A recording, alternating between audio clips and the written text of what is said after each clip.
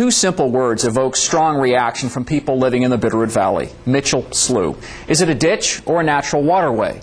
The Bitterroot Conservation District determined it was not a natural stream. The Ravalli County District Court agreed twice. Last November, the Montana Supreme Court disagreed, overturning those decisions, ruling it is natural, so it's now open to fishing and hunting under the state's public access stream law. But one farmer says that decision endangers his crops and his livelihood. Hans McPherson is a third-generation Montana farmer. On this day, he's planting barley in the parched soil.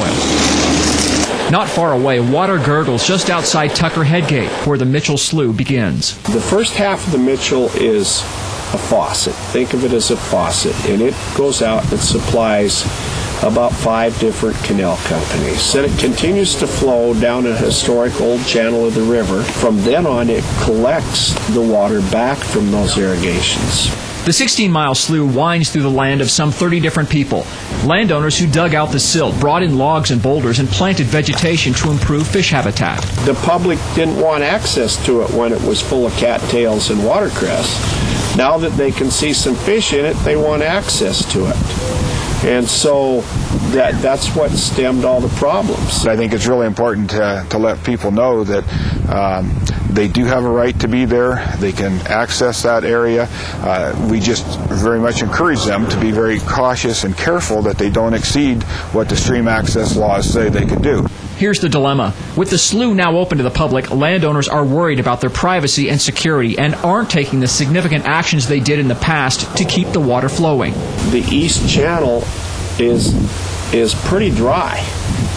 The Mitchell gets its water from the east channel, so we have to go chase the water to the main channel of the river. It is one of the more migratory rivers, and it has a tendency, it wants to go to the west. There's a lot of challenges that lie ahead as far as the irrigation part of that, but that is separate from the Mitchell Slough issue. McPherson could not disagree more. To get water to the east channel of the Bitterroot during non-high water months, landowners used heavy machinery and dug a channel 20 feet deep, 10 to 15 yards wide, and approximately a quarter to half a mile long to reach the main channel of the Bitterroot River, a task that now falls on farmers.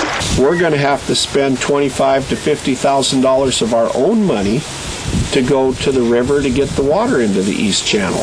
We're not going to have the help of the deep pocket people here who helped us get the water so that they could have the resource. For McPherson's barley to thrive, he needs irrigation and says it's vital for the dredged Bitterroot River water to make its way down the east channel to Mitchell Slough. What happens if you can't get that to happen? Then the crops are dry. July and August. In September, I mean, there won't be any crops. McPherson says without landowner help, Mitchell Slough will only have water in it 4 months of the year and will go drier and drier. Tomorrow we'll meet a landowner who is not rich or from out of state, but says the Supreme Court ruling affects him just like it does Huey Lewis or Charles Schwab. Mitchell Slough is a natural perennial flowing stream subject to the state's public access law. That's what the Montana Supreme Court ruled 5 months ago, overturning 2 previous state district court rulings. For landowners, it was a bitter pill to swallow, especially after they transformed the slough from a waterway clogged with cattails and watercress to one of riffles, pools, and streamside vegetation.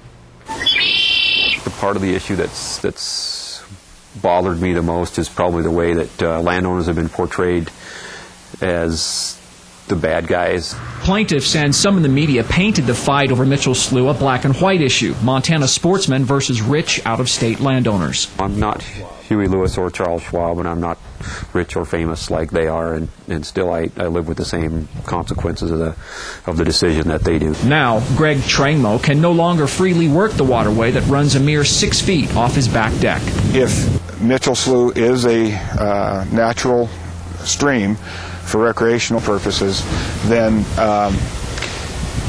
the stream is open, and the fact that they built their house there is unfortunate, but it doesn't take that right away. The biggest concern for me is that somehow in this whole process the slough is going to be destroyed or slowly revert back to what it was 10 years ago, which is not a good fishery. I just don't want to see the resource disappear because we can't agree on how it should be managed. We're going to treat it like any other water system. We will monitor fish populations. We will have our wardens working on enforcing fishing regulations. At the same time, we'll have to be responsive to landowner concerns. Concerns are many. In addition to privacy and security matters, future court action could shift ownership of the Mitchell Slough banks and bed from landowners to the state. For Trangmo, that would be a 3-acre loss. If we just look at the value of the land they took based on what we paid for it, it's probably a $40,000 chunk of land that they took out from under us. Also coming into play, the water itself. There are water rights that are associated with the slough, and those water rights, that's what they are. They're water rights, and they have the ability to be maintained. Because one landowner further upstream declined a call for water this winter, the head gate remains closed, and slough levels are extremely low. The natural flow should not be impeded, which means that they shouldn't be shutting down the head gate or blocking water flow that would normally and naturally occur.